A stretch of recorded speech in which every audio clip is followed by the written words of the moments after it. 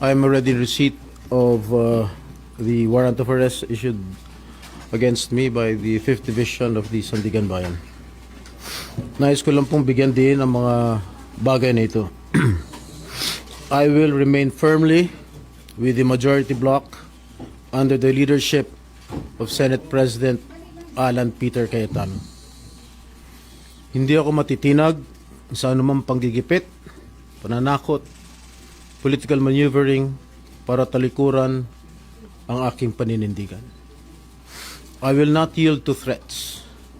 I will not be intimidated. I will not be pressured into surrendering my independence of judgment. I am giving instructions to the Senate Secretary to put on hold my salary.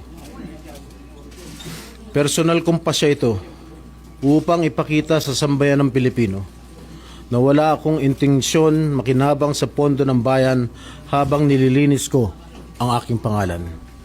At higit sa lahat, hindi ako papasailalim ng kustodya ng Senado.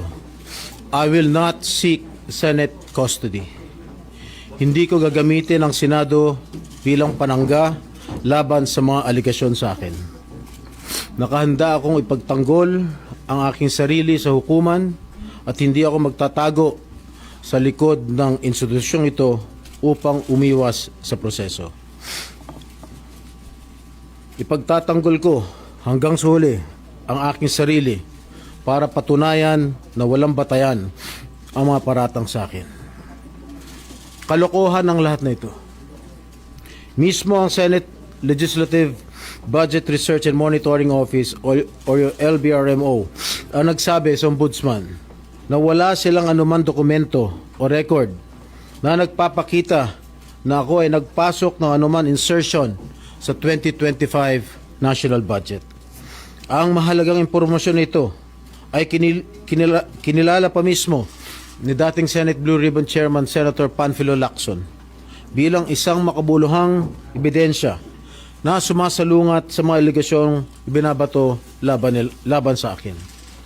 So how can the Office of the Ombudsman file a plunder case against me when I am not even alleged to be part of or the mastermind of the supposed scheme? Wala po akong kinalaman dyan.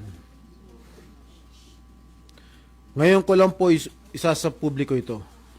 Maraming beses po ako inalok na talikuran ang independent majority bloc kapalit ang pagbabasura sa aking kaso. Ngunit, hindi ko po ito tinanggap. Mas nanaig ang paninindigan ko na ako'y manatili sa hanay ng mga kasamahan ko sa independent majority bloc. I stand my ground. Ngayon kung tatanungin niyo kung sino sila, abangan ninyo ang susunod na kabanata. I stand my ground because what is at stake here goes far beyond my personal circumstances. What is at stake here is the independence of the Senate. This institution must never become vulnerable to external pressure.